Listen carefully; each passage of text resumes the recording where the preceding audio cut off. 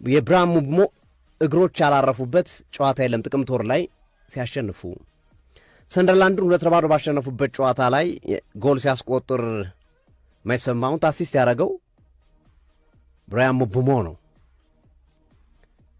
ከዛ ብራይተንን 4-2 ባሸነፉበት ጨዋታ ላይ 2 ጎል በዛ ጨዋታ ላይ አስቆጥሯል ብራያን ምቡሞ። በዚህም አላበቃም። አንፊልድ ላይ ሊቨርፑልን ገና 1 ደቂቃ አካባቢ ላይ ቀዳሚዋን ጎል ያስቆጠረው የተጫዋች ነው ብራያን ምቡሞ ነው።